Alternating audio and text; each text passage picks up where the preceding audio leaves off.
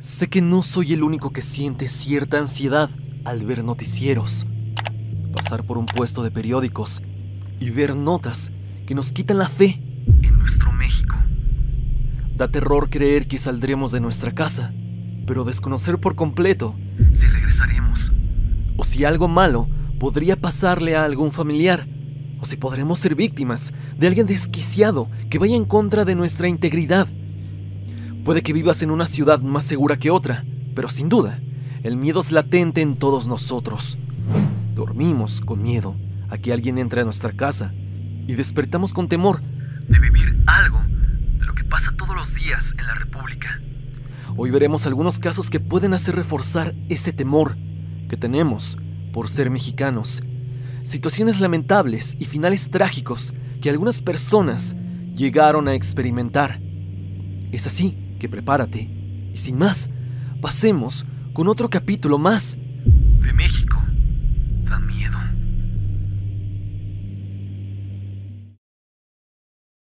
El hórrido destino de Grupo Fugitivo. Imagina salir a trabajar y jamás volver a tu casa. Jamás sentir otra vez el calor de tu hogar ni sentir a tu familia. Esto, lamentablemente, ocurrió y dejó marca en cada una de las familias. Pasó la noche del 25 de mayo del 2025 y marcó el inicio de uno de los casos más atroces. Esa noche, 5 integrantes del Grupo Fugitivo, una banda de música regional de Reynosa, fueron vistos por última vez ese día. Su último contacto público ocurrió tras una presentación privada en la colonia Riberas de Rancho Grande. Minutos después, se esfumaron sin dejar rastro. Los miembros reportados como desaparecidos eran jóvenes de entre 20 y 40. Francisco Javier de 20, Nemesio Antonio Durán de 40, Liván Solís de la Rosa de 27, Víctor Manuel Garza de 21 y José Francisco Morales de 23. Las familias y amigos encendieron alarmas, difundieron alertas en redes sociales y suplicaron a las autoridades su localización inmediata. Tras intensas labores de búsqueda, la situación dio un giro drástico. La Fiscalía General de Justicia de Tamaulipas confirmó que en un predio de la colonia Aquiles Cerdán, en Reynosa, fueron hallados. La evidencia preliminar, según las autoridades, incluyen rastros de que estuvieron en un horno de ladrillera. Asimismo, aseguraron vehículos vinculados a la escena y detenciones de varios sospechosos, presuntamente ligados a los llamados metros. De acuerdo con la cronología del caso, los músicos fueron interceptados tras abandonar su último evento. Cámaras de vigilancia del sistema C5 y registros telefónicos revelaron que una camioneta gris los siguió poco antes de que no se supiera de su paradero. La fiscalía sostiene que fueron privados de la libertad alrededor de las 10 p.m., llevados a un predio y ahí les hicieron lo peor. Pero el caso no cierra. Las familias refutan la versión oficial, señalan fuertes irregularidades. Los músicos no muestran señas particulares, las pruebas genéticas aún no se entregan públicamente y las autoridades nunca los contactaron antes de los anuncios oficiales. Rechazan que aquellos que fueron encontrados correspondan a sus hijos y familia. Están exigiendo una investigación independiente, negándose a dar por concluido el caso, porque sí, hay veces en que las autoridades simplemente quieren olvidar el caso o quitarse la presión pública de encima y dan cualquier resultado con tal de quitarse a las familias de encima. Eso no es la primera vez que pasa. Y si bien la versión oficial apunta a que fueron privados por el crimen, el caso del Grupo Fugitivo se convirtió en un símbolo de horror diario, porque muy como en el caso anterior, este tipo de sucesos también han acontecido con otros grupos musicales, ya que a ellos se les contrata, pero realmente no saben con qué tipo de personas están yendo a dar un show. Puede ser cualquier persona, y más si están en una ciudad donde el crimen impera. Para muchos, este episodio exhibe crudamente el riesgo de ser un simple músico, artista o trabajador en zonas rojas de la República. Lamentablemente estos músicos ya no volvieron a casa jamás. Sus familias aquel día se quedaron esperando su regreso, pero hasta ahora los familiares creen no saber nada de ellos, y aquellos juran que lo que le dieron las autoridades no son sus seres queridos.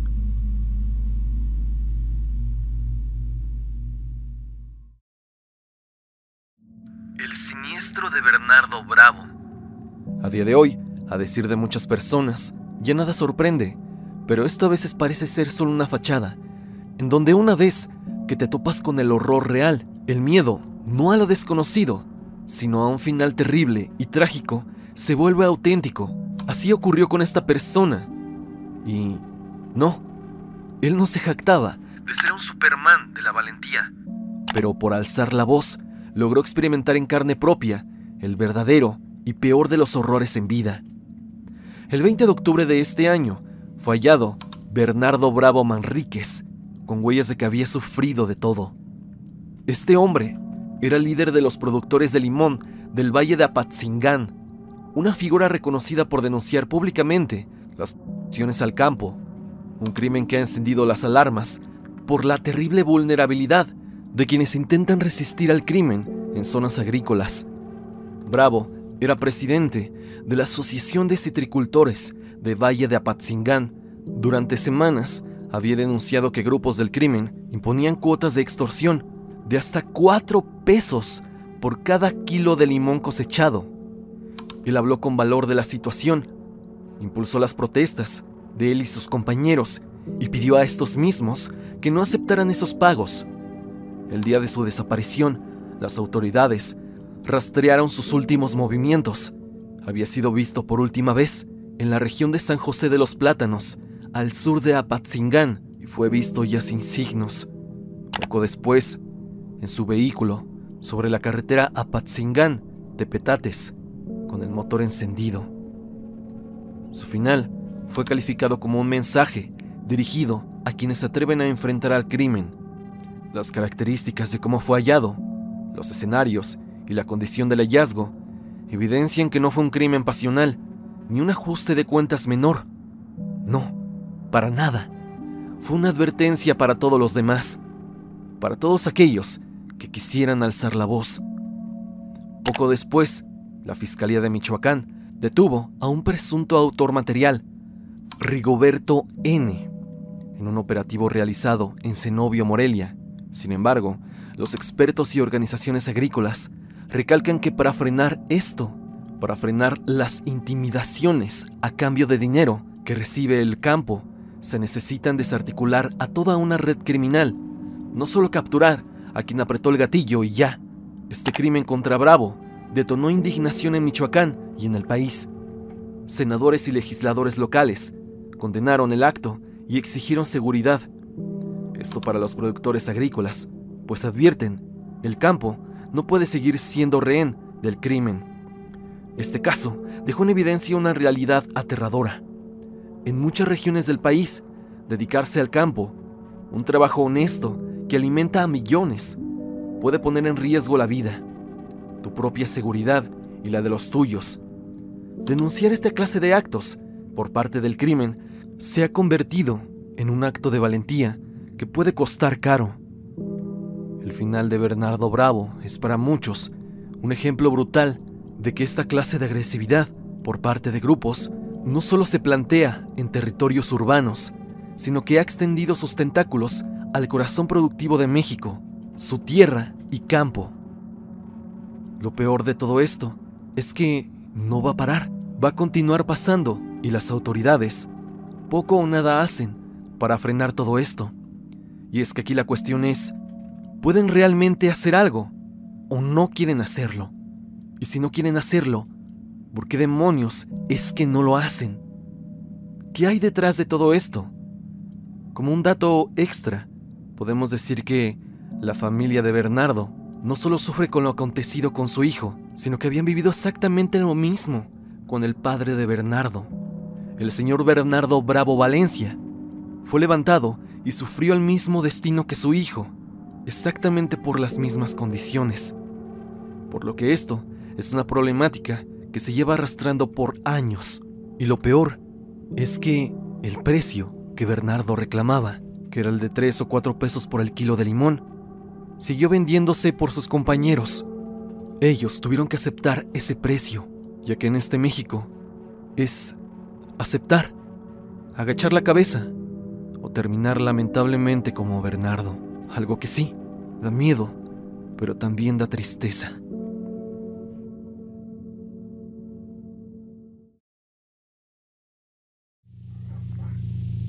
El niño sicario. En este canal hemos abordado temas en realidad turbios, acontecimientos, situaciones que lamentablemente son el pan de cada día. Este primer caso no se queda atrás y es solo una pequeña probada de que en este país sigue dando mucho miedo, pero que sobre todo hay cosas que superan siempre a lo antes visto. El domingo 12 de octubre del 2025, elementos de la Fuerza Interinstitucional de Reacción Táctica, el FIRT Olmeca, detuvieron a un joven que todavía no llegaba a la mayoría, identificado como Derek Yair N., en la ranchería Corregidora, municipio de Centro, en el estado de Tabasco. En el operativo, también fue arrestado José Asunción N., alias El Chuncho, supuesto operador de un grupo delictivo, bajo órdenes de otro líder criminal, Derek Yair, de apenas 14, según los primeros reportes. Es señalado como presunto líder de una célula criminal que operaba en municipios de Centro y Paraíso, vinculada a delitos graves. Al momento de su detención, las autoridades le aseguraron una mochila con varias dosis, así como artefactos letales y varios videos donde le hacían cosas terribles a posibles contrarios. De acuerdo con los informes judiciales, tras una audiencia, un juez lo vinculó a proceso por delitos contra la salud en modalidad de suministro. Mientras avanzaba la investigación, permanece recluido en un centro de internamiento para adolescentes en Villahermosa. Las autoridades no descartan ampliar las imputaciones en caso de que las investigaciones confirmen su participación en toda clase de delitos. Este caso, el de un joven que se une a las filas del crimen e implicado en crímenes de alto impacto, ha encendido las alarmas en Tabasco y en todo el país, evidenciando un problema estructural: el reclutamiento de jóvenes por parte del crimen, aprovechando desigualdades sociales, las vulnerabilidades que se viven a esa edad y la descomposición del tejido social. Todo esto es aprovechado. Más allá de un solo caso de alguien tan chico que se dedica a esto, representa una herida en la sociedad. Un joven que, pese a su edad, estaría involucrado en toda clase de atrocidades. Este caso debería de estar en titulares y ser viral, porque este tipo de capturas no se hacen a menudo, pero sobre todo porque cuando ves que instituciones policiales capturan a un joven que apenas empieza su adolescencia, te das cuenta de la gravedad del asunto. Pero esto es más común de lo que se cree. Y es que muchos de esta edad son ocupados regularmente como carne de cañón. Incluso muchos grupos llegan a llamarlos pollitos de colores. Esto en alusión a esos pollos de colores que venden en los tianguis o mercados y que debido a la tinta con la que son pintados, duran muy poco con vida. Y gente que los ha comprado dice que no duran ni siquiera una semana. Así que ahora que conoces esto, creo que la analogía se vuelve un tanto oscura. Y es que hay registros que han llegado a reclutar desde los 8, 9 o 10 años, y en vez de estar en la escuela, seguían patrullando, vigilan calles y se llegan a enfrentar con soldados y policías. Esto en realidad no se habla mucho, ya que en cierta forma es algo normal en los bajos mundos. Pero algo muy parecido a lo de este caso sucedió en el año 2010, y esto vaya que impactó mucho a la sociedad mexicana de ese entonces. Esto fue cuando capturaron al Ponchis, y si bien él actualmente pudo zafarse de ese mundo, hay muchos que ni siquiera llegan a la mayoría, que ni siquiera pueden durar muchos años, y eso vaya que nos quita la esperanza en México. Probó la carne humana y nunca dejó de hacerlo.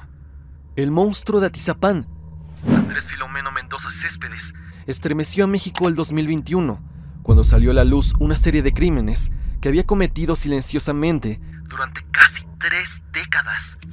Aunque su historia criminal dejó una profunda huella, una de las historias más dolorosas y que permitió destapar toda la verdad fue la de Reina González, una mujer trabajadora, madre y comerciante, cuya falta de paradero condujo finalmente al descubrimiento que escondía este monstruo en una colonia aparentemente tranquila.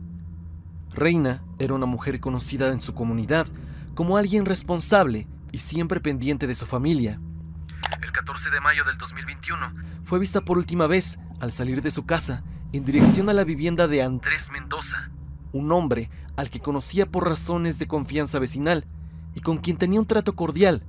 Andrés, de 72 años, vivía en la colonia Lomas de San Miguel, en Atizapán de Zaragoza, y era considerado por muchos como un hombre solitario, pero amable, aparte de que hay fotos de él, donde se le ve participando en actividades de promoción del voto para algunos partidos políticos en el municipio de Atizapán, cosa que denota que él estaba involucrado en diferentes actividades del barrio, o conocía personas que lo pudieron haber llevado a eso. No era alguien totalmente antisocial, como en muchos de estos casos. Ese día, Reina, es por eso que nadie imaginaba lo que ocurriría puertas adentro. Ese día, Reina acudió a la casa del hombre para hablar sobre algunos temas personales. Ella nunca volvió. Sus familiares, preocupados por su ausencia, comenzaron una intensa búsqueda y denunciaron inmediatamente la desaparición. La policía siguió el rastro de la última ubicación conocida de Reina y pronto llegaron a la casa de Andrés. Lo que encontraron ahí transformó el caso en uno de los más macabros de los últimos años. Al realizar una inspección en la vivienda, los agentes notaron irregularidades que los llevaron a solicitar una orden para registrar profundamente el lugar. Lo que encontraron ahí transformó el caso en uno de los más macabros de los últimos años. Una vez dentro, descubrieron evidencia más que perturbadora. Restos óseos, credenciales de lector de mujer, ropa femenina y una serie de objetos personales pertenecientes a múltiples mujeres.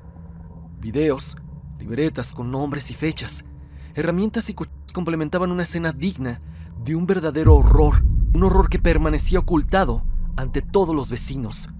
Durante la revisión, los peritos también hallaron restos recientes que correspondían a Reina. Andrés Mendoza confesó el crimen. Explicó que había cometido esto el mismo día que ella desapareció. Afirmó que actuó sin un detonante claro, repitiendo patrones que había seguido por décadas. Lo más impactante fue descubrir que llevaba un registro escrito de varias féminas a las cuales les había hecho lo mismo desde los años 90. La vivienda fue excavada durante semanas. Los especialistas encontraron restos óseos suficientes para identificar. Hasta entonces se contabilizaron 19 víctimas, aunque se presume que la cifra real podría ser mayor. Las autoridades incluso hallaron grabaciones hechas por el propio Andrés, en las que documentaba parte de sus actos. Imagínate cómo debieron de haber sido esos videos. El caso conmocionó a todo el país, no solo por lo crudo de los crímenes, sino por el tiempo en el que el perpetrador llevó a cabo todo esto sin que nadie sospechara nada. Todo lo hizo de manera oculta y pudo haber permanecido impune de por vida, ya que recordemos, tenía 72 años cuando fue detenido y pudo no haber pagado por sus actos. Andrés Mendoza actuaba de manera metódica, silenciosa y extremadamente calculada. Todas sus víctimas eran mujeres que formaban parte de su entorno cotidiano, mujeres a las que se acercaba mediante confianza que generaba en ellas. Gracias a la valentía de la familia de Reina y la determinación de las autoridades, que siguieron el rastro de su falta de paradero, se abrió la puerta para exponer décadas de impunidad. Hoy, el nombre de Reina se recuerda como el punto clave que permitió derrumbar el silencio. Su historia marcó el final del monstruo de Atizapán y devolvió, al menos en parte, justicia tanto a mujeres cuyos nombres habían quedado enterrados en la oscuridad. ¿Pero a qué costo? Cuando estaban buscando a Reina, se registró en audio la reacción del esposo de Reina paralizado, afirmando haber encontrado a su esposa. Pero, bueno, ya sabemos en qué estado. Él, que había sido ex policía, había encontrado una mano de ella y que la reconocía con plenitud.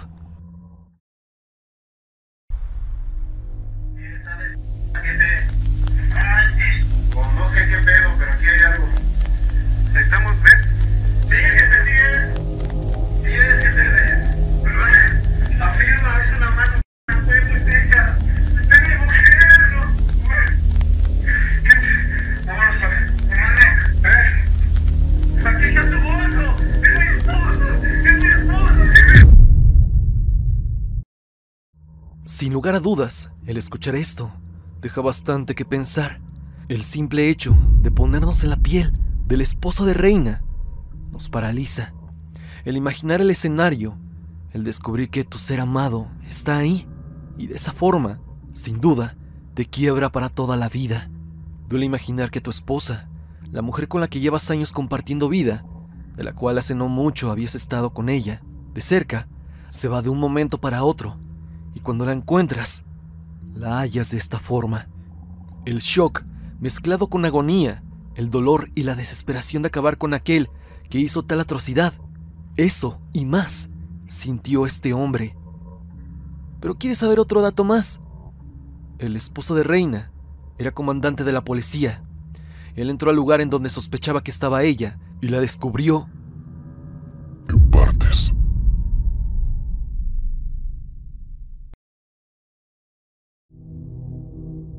El origen de una notable crisis que está a punto de estallar. México vive hoy una de las crisis más profundas en su historia agropecuaria. El campo, durante décadas, pilar de la soberanía alimentaria, se encuentra al borde del colapso. La razón: bajos precios, costos de producción desmedidos, inseguridad, extorsión y la falta de políticas públicas que garanticen un apoyo sostenible. Productores de maíz, limón, sorgo y otros granos han denunciado repetidamente que los precios que reciben por su cosecha no cubren ni siquiera los costos de producción. Por ejemplo, productores agrupados en distintos estados exigen al menos 7,200 pesos por tonelada de maíz, mientras que las ofertas iniciales rondan entre los 6,050 y 6,500 pesos, cifra considerada insuficiente. La situación se agrava ante el incremento constante de costos de insumos, fertilizantes, combustibles, transporte, empaques.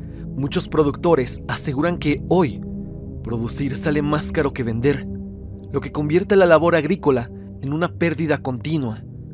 En medio de esta oleada de desempleo rural, miles de campesinos han decidido alzar la voz. A finales de octubre y noviembre del 2025, organizaciones campesinas y transportistas anunciaron un paro nacional, junto con bloqueos carreteros masivos, al menos en 20 a 25 estados del país, incluyendo cierre de casetas y aduanas. Las manifestaciones han paralizado rutas clave, puesto en jaque el abasto de productos básicos y demostraron una capacidad de movilización rural sin precedentes desde hace décadas. Algunos tractores, camiones y maquinaria pesada se usan como barricadas, como forma de presión directa hacia el gobierno. Pero los bloqueos no son la única estrategia. Varios agricultores han decidido simplemente no sembrar el nuevo ciclo. Declararon que prefieren dejar la tierra en barbecho, es decir, sin cultivo, antes que trabajar para perder dinero. Esa retirada masiva amenaza no solo con la economía rural, sino con la producción nacional de alimentos. Si el abandono del Estado no fuese suficiente,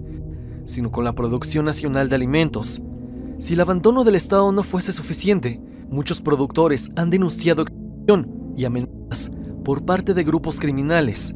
En regiones como el Bajío o Michoacán, se reporta que más exigen cuotas por cosecha, transporte o seguridad. Negarse, saben todos bien qué implica: multas, destrucción de cultivo o agresiones directas a que vayan contra tu propia integridad. La ultimación de un líder agrícola, como el caso del anterior puesto, se percibe ahora como parte del riesgo cotidiano que viven quienes se atreven a denunciar. Su final encendió la chispa de protestas masivas y profundizó el miedo. El campo ya no es solo vulnerabilidad económica, sino vulnerabilidad a actos atroces que pueden afectarte a ti y a tu familia. Para varios productores, la estrategia criminal va más allá de una simple extorsión. Les ofertan protección, controlan rutas, cobran derecho de piso y hacen que la tierra deje de ser un medio de vida para convertirse en un terreno de miedo. Algunos han optado por migrar a ciudades o incluso al extranjero, abandonando parcelas que han sido de sus familias por generaciones. La crisis va más allá del campo, amenaza la soberanía alimentaria del país e incrementa la dependencia de importaciones e incrementa la desigualdad social. Familias enteras, comunidades rurales históricas y tradiciones agrícolas podrían desaparecer. Las movilizaciones y bloqueos son más que protestas, son un grito de urgencia. Pero mientras el gobierno demora en soluciones reales, muchos ya han decidido cerrar sus puertas. Tierras sin sembrar, cosechas abandonadas, voces que son silenciadas por el temor de los grupos criminales, los cuales no se tientan el corazón para seguir creciendo a costa de los trabajadores del campo. El mensaje es claro: el campo mexicano no aguanta más, y si no cambia rápido la política, el abandono de su gobierno y la violencia, México podría pagar caro esto. Y es que estamos viendo lo que parece ser el inicio de una nueva crisis que podría dejar al país más pobre de lo que ya es. Y si está aquí, en este video, es porque este tipo de cosas le están pasando al rubro de los agricultores. Pero esto puede suceder en cualquier lado y puede afectar a cualquier persona que trabaje en este país. Y eso, vaya que puede atemorizar a cualquiera.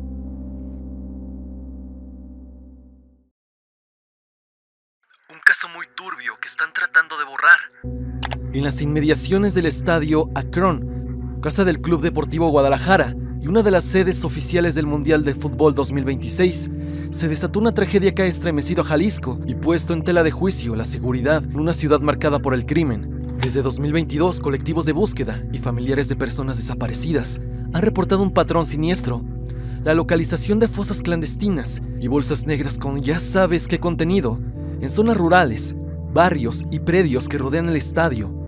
Hasta noviembre del 2025 ya suman al menos 456 bolsas encontradas en distintos puntos cercanos al Akron. Según datos del colectivo Guerreros Buscadores de Jalisco, las zonas más afectadas incluyen predios como Las Agujas, Camino a la Noria, Nextipac, Arroyo Hondo y Plan de la Noria. Muchas de ellas con accesos rurales, caminos de terracería y poca vigilancia oficial, una combinación que facilitó el uso de estos lugares como vertederos de bolsas negras. Los restos encontrados varían. Algunas osamentas son más antiguas que otras y algunas simplemente son partes. Según los colectivos y forenses involucrados, algunas de estas partes corresponden a algunos que han desaparecido desde hace años, incluso desde el 2018 y 2020, mientras que otros parecen más recientes, lo que sugiere que estas fosas siguen activas. En algunos casos, se encontraron bolsas con ropa, zapatos e inclusive una que otra alhaja, lo que indica posibles intentos de desaparecer evidencias. Para muchos habitantes de Zapopan y zonas aledañas, el descubrimiento abrió un abismo de miedo. Imaginar que al caminar cerca del estadio, donde miles celebran partidos, existían esta clase de fosas, sin duda, deja una sensación horrible. La proximidad de estos hallazgos, con un recinto tan mediático y popular como el Akron, ha generado indignación y preocupación internacional, sobre todo con el Mundial del 2026 en puerta, ya que como un lugar así va a poder ser sede para un Mundial de Fútbol de la FIFA. Algunas organizaciones, sobre todo defensoras de derechos humanos, denuncian que la falta de transparencia y la negligencia institucional ha permitido que la crisis forense se agrave. Existen protocolos adecuados, celeridad de las identificaciones de restos y que se atienda a las familias de víctimas. Eso es lo que se le pide a las autoridades. Los señalamientos apuntan a que se podría estar priorizando la imagen del evento deportivo por encima de la dignidad, la justicia y la memoria de los que ya no están. Este caso no es solo un hallazgo de horror, es un reflejo del problema nacional de desapariciones y de la impunidad, ya que poco o nada hacen las autoridades. Para quienes están escuchando, que estas fosas estén tan cerca de uno de los símbolos más emblemáticos del fútbol mexicano, al menos en tiempos recientes. Y este hecho hace aún más terrorífica la contradicción. Mientras festejos, luces y partidos son planificados y llevados a cabo, bajo tierra podría yacer una historia de dolor, olvidada para que todo luzca normal. Para quienes están escuchando este video, este tema representa una de las manchas más profundas del 2025 en México. Bolsas negras enterradas junto a estadios, fosas en zonas habitadas y un colectivo buscando justicia, mientras autoridades parecen mirar a otro lado o prestan su atención a algo que ellos consideran más importante. Es la evidencia de que el horror muchas veces está más cerca de lo que uno cree, incluso a metros de la euforia del deporte. Me gustaría saber tu opinión acerca de este tema en los comentarios.